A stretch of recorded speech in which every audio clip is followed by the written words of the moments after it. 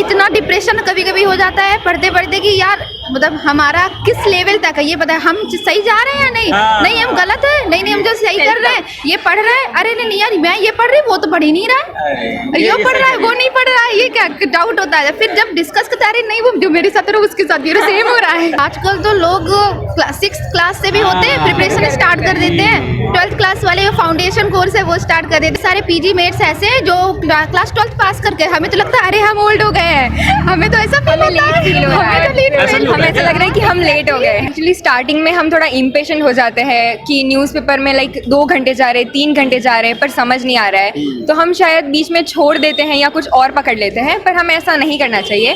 Starting में किसी भी सब्जेक्ट को लेंगे, न्यूज़पेपर किसी भी चीज़ को लेंगे तो थोड़ा टाइम लगेगा, तो इम्पेशेंट ना होकर अगर 1 महीना अच्छे से पढ़ोगे तो धीरे धीरे ग्रेजुअली ये प्रोसेस में लाइक समझ आने लगेगा। एनसीईआरटी सब्जेक्ट वाइज पढ़िए, क्लास वाइज नहीं, क्लास वाइज नहीं कि आप 6, 7 नहीं, सब्जेक्ट वाइज पढ़िए तो आपका क्लियर है। अगर आप पॉलिटी उठा रहे हो आप सारी पॉलिटी के पढ़िए, क्लास 12 तक की ज्योग्राफी पढ़िए, हिस्ट्री पढ़िए, तो इससे आपको बहुत कॉन्सेप्ट क्लियर होगा और आपको पता चलेगा कि आप किस लेवल पे हो।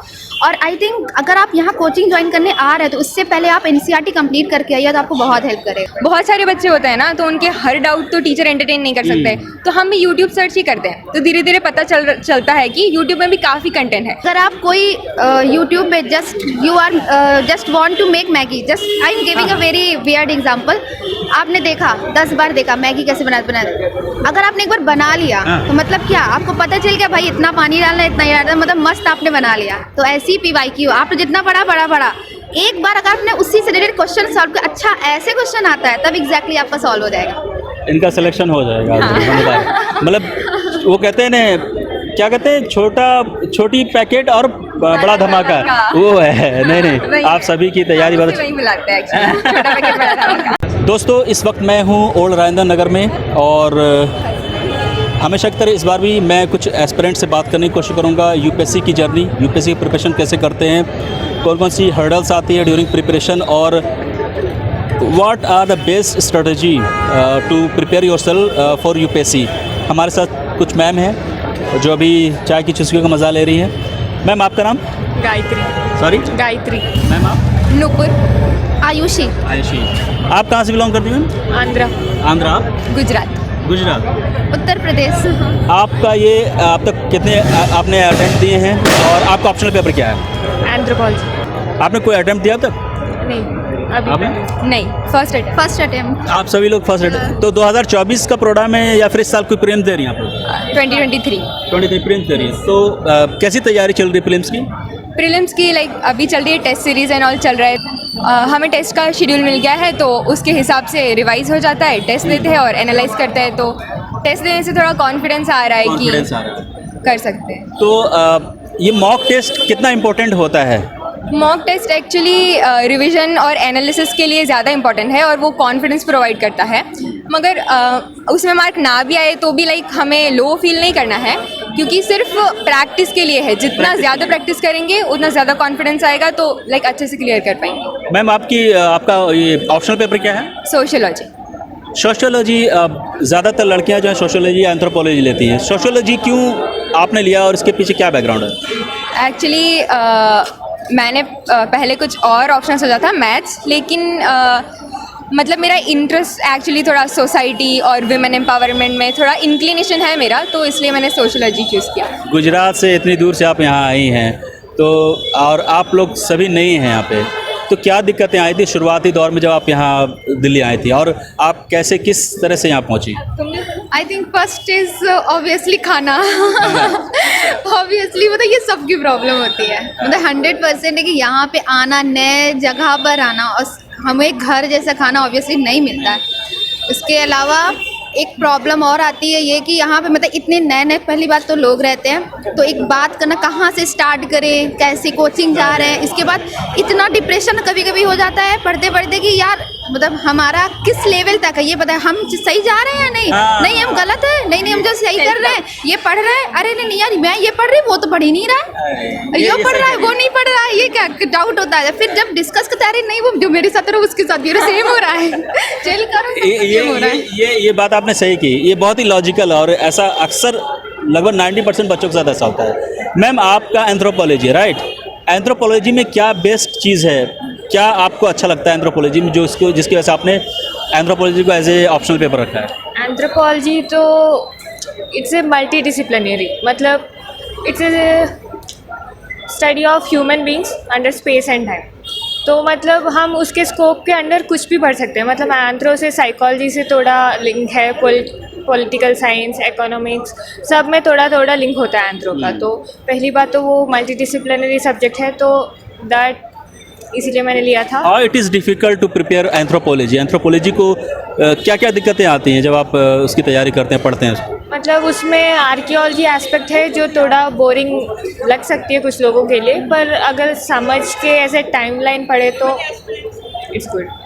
आप लोग तो काफ़ी यंग लग रही हैं, मतलब आप लोग ग्रेजुएशन कब किया था आपने? अभी लाइक 2020 आपने मैम? मेरा 22 में ग्रेजुएशन कंप्लीट, 22 में मैं पोस्ट ग्रेजुएशन कंप्लीट करके तब आई हूँ। अरे वाह, आपका कब ग्रेजुएशन कंप्लीट है? हाँ, लास्ट ईयर 2021 एंडिंग में। तो इतनी जल्दी बहुत सारे स्टूडेंट जो है वो ग्रेजुएशन के बाद भी 2-3 साल लगा देते हैं, उसके बाद आते हैं। तो ऐसा क्या हुआ कि आपको लगा नहीं ग्रेजुएशन के बाद हम चलते हैं दिल्ली चलते हैं और प्रिपरेशन शुरू करें? ऐसा क्यों, ऐसा क्या लगा था आप लोगों को? आई थिंक आजकल तो लोग 6th क्लास से भी होते हैं, प्रिपरेशन स्टार्ट कर देते हैं। 12th क्लास वाले जो फाउंडेशन कोर्स है वो स्टार्ट कर देते तो हैं। यहाँ पे भी कंपटीशन बहुत है। और ऐसा नहीं कर सकते कि हम लोग को तो कई सारे पीजी मेट्स ऐसे हैं जो क्लास 12th पास करके, हमें तो लगता है अरे हम ओल्ड हो गए हैं, हमें तो ऐसा हमें लेट फील हो रहा है, हमें ऐसा लग रहा है कि हम लेट हो गए हैं। ऐसा नहीं है, कॉलेज के साथ साथ भी प्रिपेयर कर रहे कोई हैं। जल्दी नहीं है, तो ये भी एक प्रेशर होता है आप पे? बहुत ज्यादा। हम कभी भी शुरू करो, बस शुरू करो अच्छे से। जब स्टार्ट करो जब जागो तब सवेरा, यही है। दोस्तों इस वीडियो को कुछ पल के लिए मैं पॉज करना चाहूंगा क्योंकि आप सभी के लिए एक इन्फॉर्मेशन है। आप सभी लोग अलख पांडे जी को जानते हैं, फिजिक्स वल्ला वाले, और आपको ये भी पता है कि अलख पांडे जी यूपीएससी वल्ला के मैदान भी उतर चुके, लेकिन आपको ये पता नहीं है कि अब दूसरे नेक्स्ट स्टेप में यूपीएससी वल्ला ने स्टेट पीसीएस की तरफ रुख किया है। तो वैसे स्टूडेंट जो स्टेट पीसीएस की तैयारी करें, स्पेशली बीपीएससी या यूपी पीसीएस, तो दोस्तों आपको कहीं जाने की जरूरत नहीं है, कहीं देखने की जरूरत नहीं है, क्योंकि आप सभी के लिए यूपीएससी वल्ला स्टेट पीसीएस की कोर्स लेके आया है बहुत ही अफोर्डेबल प्राइस में। सक्षम बैच जिसमें आपको लाइव रिकॉर्डेड लेक्चर दी जाएगी, प्रीलिम्स हो या मेंस टेस्ट सीरीज होगी, लेक्चर इन हिंदी इंग्लिश दोनों लैंग्वेज में होगा, डीपीपी टेस्ट सीरीज होंगी, कम्प्रहेंसिव नोट्स मिलेंगे, क्लास पीपीटी मिलेगी हिंदी और इंग्लिश दोनों लैंग्वेज में, dedicated monthly current affairs magazine दिया जाएगा हिंदी इंग्लिश दोनों में, डेडिकेटेड डॉट इंजन होंगे, डॉट सेशंस के लिए 1-to-1 आपकी डॉट सेशन की जाएगी आप सभी के लिए।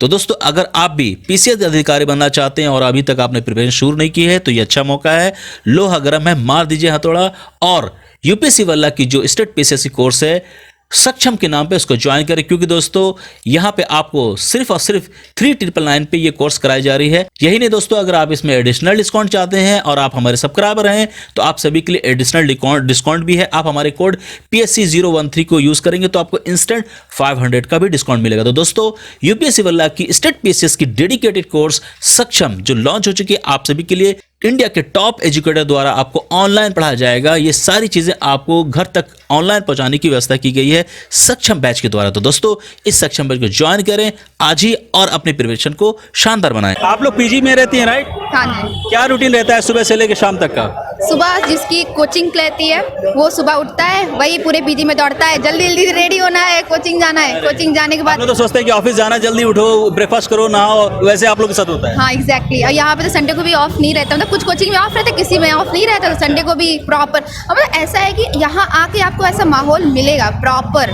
सारे बच्चे जैसे एग्जैक्टली ऐसे होते हैं कि सब एक प्रिपरेशन कर रहे हैं। आप एक मतलब रेस तो नहीं, हाँ ऑब्वियसली रेस है ये, लेकिन हाँ ये है कि सब लोग एक दूसरे की हेल्प भी करते हैं और प्रॉपर सुबह से लेकर शाम तक का शेड्यूल रहता है प्रॉपर कि तुम्हें इतने बजे से इतने बजे उठना है, फिर पढ़ना है, इतने बजे बेल बजेगी, खाना लेने जाना है, आपको खाना खाना है, इसके बाद फिर आपको बैठना है पढ़ने के लिए। अगर नहीं पर न्यूज़पेपर आ गया, अरे न्यूज़पेपर एक दूसरे से डिस्कस, कभी चाय पीते हुए डिस्कस कर लेते, अच्छा न्यूज़पेपर पढ़ा तो आज ये आया था, मेन ये था, तो ऐसे करके रूटीन चलता है। वो नेचुरली फ्लो जैसा लगता है, अपने आप इवॉल्व हो जाता है, मतलब आपको इसमें कुछ नहीं है, इवॉल्व हो जाता है। तो ब्रेकफास्ट लंच वगैरह आप लोग बनाती खुद से या फिर कैसे होता है? नहीं, हम पीजे में रहते हैं तो आता है, बेल बजता है, नीचे जाकर ले लो, खा लो। तो क्या हाइजीनिक होता है, किस तरह का होता है मतलब? अब ऐसा तो हम नहीं कह सकते, एक्चुअली हम ऐसा लग ही रहा है कि यहाँ रहने से थोड़ा हेल्थ डिग्रेडेशन तो हो ही रहा है। अच्छा पहले हेल्दी थी, आप लोग थोड़ा सा वो हुआ है ठीक है, आजकल तो लड़कियां इसके पीछे पैसे खर्च कर रही हैं कि थोड़ा वो हमारा naturally हो रहा है। नेचुरली बढ़ रहा है, तो ये इसको पॉजिटिवली लेना चाहिए। और अभी सबके साथ हो रहा है तो हमें लग रहा है कि सभी ऐसा हो रहा है तो बिल्कुल कॉमन। अच्छा, ये आप लोग जो शुरुआत आप लोगों ने रिसेंटली की है, तो शुरुआती दौर में कैसे हमें यूपीएससी की तैयारी करनी है, एक नया बच्चा, आप कैसे समझाएंगे कैसे कैसे किन किन बातों को ध्यान रखें शुरुआती दौर में, और ताकि उनकी प्रिपरेशन अच्छी मतलब सही मार्गदर्शन में जाए? एक्चुअली स्टार्टिंग में हम थोड़ा इम्पेशेंट हो जाते हैं कि न्यूज़पेपर में लाइक 2 घंटे जा रहे हैं, 3 घंटे जा रहे हैं, पर समझ नहीं आ रहा है, तो हम शायद बीच में छोड़ देते हैं या कुछ और पकड़ लेते हैं, पर हमें ऐसा नहीं करना चाहिए। स्टार्टिंग में किसी भी सब्जेक्ट को लेंगे, न्यूज़पेपर किसी भी चीज़ को लेंगे तो थोड़ा टाइम लगेगा, तो इम्पेशेंट ना होकर अगर 1 महीना अच्छे से पढ़ोगे तो धीरे धीरे ग्रेजुअली ये प्रोसेस में लाइक समझ आने लगेगा क्या करना है, कैसे करना है। तो बस इम्पेशेंट नहीं होना है, क्योंकि स्टार्टिंग में हम वही कर रहे थे, पर सबके अगर डेली आओगे तो सबके साथ वही होता रहता है, तो ये मुझे थोड़ा सा प्लस पॉइंट लगा ORN का कि सबके साथ वही इश्यूज आ रहे हैं, वही डिस्कस कर रहे हैं कि सबका सेम ही जा रहा है, सबको टाइम लग रहा है, तो ठीक है। लाइक स्टार्टिंग में लगेगा सबको टाइम, पर थोड़ा सा पेशेंस में रह कर अगर धीरे धीरे सब कुछ करोगे तो अपने आप ही लाइक हो जाएगा, सब सेट हो जाएगा। आप इसको कैसे देखती हैं, कैसे शुरुआत करना चाहिए यूपीएससी की प्रिपरेशन का? आई थिंक ये मतलब सब जितने भी लोग हैं, कोई भी जो टॉपर्स भी तो होते हैं, NCERT मस्ट है। NCERT आप स्टार्ट करें बेस से, क्योंकि न्यूज़पेपर की लैंग्वेज थोड़ी टफ होती है, मतलब कुछ जो बच्चे रेगुलर नहीं पढ़ते, अगर आप वो इंग्लिश से पढ़ रहे हैं तो वो टफ होता है। NCERT से अगर हम स्टार्ट करेंगे तो एक बेस हमारा स्ट्रांग हो जाएगा, और कहीं ना कहीं अगर जो बच्चे साइंस साइड अगर हो जाते हैं तो उनका मतलब ह्यूमैनिटीज़ से कट ऑफ हो जाता है, तो वो एकदम से 11th-12th में एकदम से उनका हो जाता है कि अगर हम स्टार्ट कहाँ से। I think NCERT is the best to start, और क्लास 6 से स्टार्ट करिए। ये मत सोचिए मैं ग्रेजुएशन में तो क्लास 6 करना ही, वो बेस आपका स्ट्रॉन्ग करेगा। और इस NCERT जब आप पढ़ने लगेंगे तो आई थिंक मेरा एक सजेशन रहेगा कि NCERT सब्जेक्ट वाइज पढ़िए, क्लास वाइज नहीं। क्लास वाइज नहीं कि आप 6-7 नहीं, सब्जेक्ट वाइज पढ़िए तो आपका क्लियर है। अगर आप पॉलिटी उठा रहे हो, आप सारी पॉलिटी के पढ़िए, क्लास 12 तक की, ज्योग्राफी पढ़िए, हिस्ट्री पढ़िए, तो इससे आपको बहुत कॉन्सेप्ट क्लियर होगा और आपको पता चलेगा कि आप किस लेवल पे हो। और आई थिंक अगर आप यहाँ कोचिंग ज्वाइन करने आ रहे हैं तो उससे पहले आप NCERT कंप्लीट करके आइए तो आपको बहुत हेल्प करेगा। बहुत बढ़िया। ये मैंने किया था तो मुझे बहुत हेल्प कर रहा है, तो वो आई थिंक ये मेरी एडवाइस है कि NCERT कंप्लीट करके आएगा, आपको बहुत हेल्प करेगा। आपको कॉन्सेप्ट क्लियर, यहाँ पे इतनी टीचर्स का मेन रहता है कि वो कोर्स कंप्लीट कराना है उनको, तो ऑब्वियस सी बात, आप हर बच्चे के डाउट्स तो नहीं, छोटे छोटे डाउट्स तो नहीं क्लियर कर सकते, तो आप NCERT पढ़ लोगे तो जो टीचर बोल रहा है तो आप उसको कैच जल्दी कर सकते हो। और इसके अलावा न्यूज़पेपर तब आई थिंक वो उसको सप्लीमेंट कुछ कर ही नहीं सकता, न्यूज़पेपर को पढ़ना ही पढ़ना है, इससे आपका करंट अफेयर्स बहुत प्रॉपरली होगा। और इसके अलावा मतलब NCERT प्लस न्यूज़पेपर अगर आप यहाँ आने से पहले करोगे तो बेस्ट है। बहुत अच्छा मैम, बहुत बहुत अच्छी बात आपने कही। बहुत सारे स्टूडेंट आप लोग के जैसे लकी नहीं है, मतलब दे आर स्ट्रगलिंग फाइनेंशियली और उनको यहाँ तक नहीं पहुँच पाते, तो वैसे बच्चे जो घर से तैयारी करना चाहते हैं तो क्या यूपीएससी की प्रिपरेशन घर से कर सकते हैं क्या? हाँ, कर सकते हैं। अब तो लाइक ऐसा डिजिटल ज़माना आ गया है, तो यूट्यूब में भी काफ़ी सारे वीडियोस अवेलेबल रहते हैं, यूट्यूब से भी वो काफ़ी कुछ सब्जेक्ट वाइज सीख सकते हैं। लाइक हम भी कोचिंग करते हैं, पर फिर भी अगर हमें कुछ समझ में नहीं आया है तो जैसे इसने बोला कि हर बहुत सारे बच्चे होते हैं ना, तो उनके हर डाउट तो टीचर एंटरटेन नहीं कर सकते, तो हम भी यूट्यूब सर्च ही करते हैं, तो धीरे धीरे पता चलता है कि यूट्यूब में भी काफ़ी कंटेंट है, पर उसमें फंसना नहीं है, सिर्फ रिलेवेंट टॉपिक्स पे रिलेवेंट टीचर से पढ़ना है, टीचर्स अच्छे होने चाहिए। तो अगर पहले किसी ने प्रिपेयर किया हो, या तो आप अपने सीनियर से या फॉर्मर IAS जो भी है किसी से पहले कंसल्ट कर लीजिए कि कैसे पढ़ना है, फिर आप घर से भी कर सकते हैं। यूपीएससी के लिए क्लैरिटी मैटर्स, तो अगर आपको क्लैरिटी है कि क्या सिलेबस है, क्या रिलेवेंट बुक्स है, क्या पढ़ना है, अगर वो समझ में आ गया तो सेल्फ भी कर सकते हैं। जब आप लोग कोचिंग से आती हैं उसके बाद क्या करती हैं, मतलब जो पढ़ाया गया उसको कैसे रिवाइज करती हैं, या फिर किस तरह से आपका शेड्यूल होता है? पहले तो जो पढ़ाया है उसको रिवाइज करते हैं और उसे रेगुलरली रिवाइज करना है, मतलब एक बार जो सब्जेक्ट हो गया उसे छोड़ना नहीं है, जो आगे का सब्जेक्ट है उसके साथ इसे भी लेके चलना है। तो उसके साथ साथ स्टैंडर्ड बुक्स हो, बेसिक बुक्स अगर पहले नहीं पढ़ा हो तो उसके साथ साथ वो भी कंप्लीट करें। मैम, ये करंट अफेयर्स ऑप्शनल के लिए तो आप लोग कर ही रहे हैं, जनरल स्टडीज़ के लिए क्या आप लोग की स्ट्रेटेजी होती है, तैयारी कैसे किया है आपने? अभी जो प्रीलिम्स होने वाला है, आप दे रही प्रीलिम्स, तो उसकी तैयारी कहाँ तक है आप लोग की? GS की अगर बात करें, जीएस में हमने लाइक जैसे ही क्लास में हुआ तो हमने क्लास नोट रिवाइज़ की और उसके साथ साथ जैसे इसने बताया क्लास नोट को रिवाइज़ किया और स्टैंडर्ड बुक को साथ साथ में पढ़ा। और हम साथ साथ में ही PYQ सॉल्व कर रहे थे और हमें कुछ वर्कबुक मिला था, उसमें एक्स्ट्रा MCQs रहते हैं, तो वहीं करते करते लाइक एक्स्ट्रा प्रैक्टिस हो गया PYQ का भी और एक्स्ट्रा MCQs का भी। और अब तो नेट में भी कुछ MCQs अवेलेबल रहते हैं, तो साथ साथ में लाइक एप्लीकेशन कैसे करना है। सब्जेक्ट सिर्फ पढ़ने से UPSC क्लियर नहीं हो जाता, क्योंकि हमें MCQ सॉल्व करना है, वो एप्लीकेशन बेस्ड होता है, तो सिर्फ पढ़ने से नहीं होगा, सिर्फ रिवीजन से नहीं होगा, इसलिए MCQ का भी प्रैक्टिस लाइक ज़रूरी है। तो बस वो प्रैक्टिस करते करते अब लाइक टेस्ट सीरीज़ भी दे रहे हैं, तो टेस्ट सीरीज़ में एक्स्ट्रा प्रैक्टिस हो रही है, तो लाइक थोड़ा कॉन्फिडेंस आ रहा है। PYQ को कैसे देखती हैं आप अपनी जो प्रिपरेशन में है, आपकी जो प्रिपरेशन चल रही है उसमें PYQ को कैसे आप कनेक्ट करती हैं अपनी प्रेजेंट प्रिपरेशन में, इसको लिंक कैसे करती हैं? एक एग्जांपल देना चाहूँगी। अगर आप कोई यूट्यूब पे just want to make Maggi, just I am giving a very weird example. आपने देखा 10 बार देखा मैगी कैसे बना अगर आपने एक बार बना लिया तो मतलब क्या आपको पता चल गया भाई इतना पानी डालना है, इतना ही डालना है, मतलब मस्त आपने बना लिया। तो ऐसी ही PYQ आपने जितना पढ़ा एक बार अगर आपने उसी से रिलेटेड क्वेश्चन सॉल्व किया, अच्छा ऐसे क्वेश्चन आता है, तब एग्जैक्टली आपका सॉल्व हो जाएगा, इनका सिलेक्शन हो जाएगा। मतलब वो कहते हैं ना, क्या कहते हैं, छोटी पैकेट और बड़ा धमाका, वो है। नहीं आप सभी की तैयारी बहुत वही बुलाते हैं एक्चुअली, छोटा पैकेट बड़ा धमाका। इस वीडियो का ये मकसद होता है कि आप तक कुछ इन्फॉर्मेशन पहुंचा सके, क्योंकि they are already preparing for UPSC और इनके पास बेस्ट एक्सपर्टीज़ होती है। कुछ चीज़ें बहुत अच्छी मैम ने बताई है। हम अगर न्यूज़पेपर की बात करें, न्यूज़पेपर में अक्सर क्या होता है कि बहुत सारे स्टूडेंट को समझ में नहीं आता शुरुआत क्या करें, क्या पढ़ें, कौन कौन सा पोर्शन उनके लिए इम्पोर्टेंट होता है। इसके बारे में आप बताइए, न्यूज़पेपर में क्या चीज़ें बेसिकली देखनी चाहिए स्टूडेंट को? न्यूज़पेपर एक्चुअली स्टार्टिंग में किसी को समझ नहीं आता है, इसलिए हमें साइड में UPSC का सिलेबस रखना है। लाइक हमारे टीचर्स भी हमें यही कहते हैं कि UPSC का सिलेबस रखो और उसमें से रिलेवेंट टॉपिक ढूंढो कि जो आप पढ़ रहे हो वो सच में UPSC के लिए है या सिर्फ आपको पढ़ना है इसलिए पढ़ रहे हो। तो स्टार्टिंग में 1-2 महीना थोड़ा स्ट्रगलिंग लगता है, पर जैसे जैसे अगर हर रोज़ उठ के आप UPSC का सिलेबस पढ़ोगे, बस 5 लाइक हार्डली 5 to 10 मिनट्स लगते हैं, सुबह उठ के UPSC का सिलेबस पढ़ोगे ना, तो एक एक लाइन अगर समझ में आ जाएगी तो भी न्यूज़पेपर में आपको वही दिखेगा जो आपने सिलेबस में देखा है, तो रेलेवेंस पता चल जाता है, तो फिर कॉन्फिडेंस बन जाता है। हाँ, कि क्या पढ़ना है और जो हम पढ़ रहे हैं वो सच में वही पढ़ना है कि नहीं पढ़ना है। थोड़ा टाइम लगेगा पर 1-2 महीने में हो जाता है। आप लोग ग्रेजुएशन किस सब्जेक्ट किया है? Electrical engineering. Sorry, electrical engineering. अरे यार, सारे इंजीनियर जो नॉर्मल स्टूडेंट है ना आर्ट्स वाले, वो बड़ा आजकल फोबिया, मतलब डरे हुए हैं कि सारे इंजीनियर इधर ही आ रहे हैं। मतलब you people are capturing UPSC seats and all. Arts वालों से कि वो उन लोगों का तो ह्यूमैनिटीज है ही, बैकग्राउंड है वो ठीक है, इंजीनियर्स जो होते हैं उनकी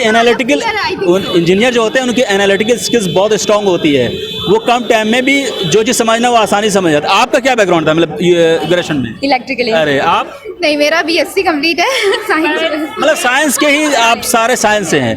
था कि पहले था कि हाँ मुझे ग्रेजुएशन के बाद है कि मुझे UPSC करना है, बट घर में था मेरे ऐसा कि मैं प्रिपरेशन नहीं कर पा रही। मतलब कहीं ना कहीं कुछ पॉजिटिव होता है, कुछ नेगेटिव होता है।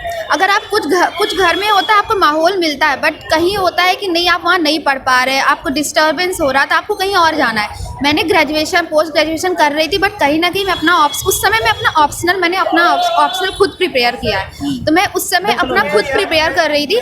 तो एक मतलब ये नहीं कह सकते कि मैंने केमिस्ट्री में अगर MSc किया है तो मैं उसी में आगे फील्ड, मतलब ये तो ठीक है मैंने ग्रेजुएशन उसमें किया है, बट मेरा फोकस था कि हाँ मुझे UPSC करना है। तो उसके अलावा मैं अपना उस समय पढ़ाई अपनी ऑप्शनल की कर रही थी। यहाँ आके फिर मैंने GS के लिए क्लास ज्वाइन की, इसके बाद फिर मैंने आगे पर फर्दर पढ़ाई की। UPSC करना ये किसका डिसीजन है, आपका है या आपके पेरेंट्स का है? खुद का। दोनों का? आप में? हाँ, मेरा खुद का। खुद का है। पापा क्या चाहते हैं? मेरे पापा ने मुझे हमेशा से लाइक फ्रीडम दी थी, तो मैंने 10th क्लास से ही सोचा था जिसमें कि इंटरेस्ट है उसको करो। हाँ, तो मैंने 10th से ही सोचा था कि मैं UPSC के लिए एक बार प्रिपेयर करना चाहती हूँ, क्लियर होना हो, लेकिन मुझे एक बार इस प्रोसेस में ज़रूर आना है। देखिए, हर किसी का UPSC क्लियर हो कोई गारंटी नहीं, लेकिन UPSC की प्रिपरेशन आपको एक इस लेवल का बना देता है कि you are going to learn everything and you can do anything after this preparation. Thank you very much ma'am, you people have very good thought process and I hope you will get good opportunity in this field. और नहीं, भगवान से प्रार्थना आप सभी के लिए है, और आप सभी का वक्त लिया हमने, इसके लिए शुक्रिया। और मकसद यही है कि इस तरह की इन्फॉर्मेशन बच्चों तक पहुँचाएं, मोटिवेट होते हैं आप सबकी बातें सुन के। चलो, thank you once again. Thank you sir. Thank you so much.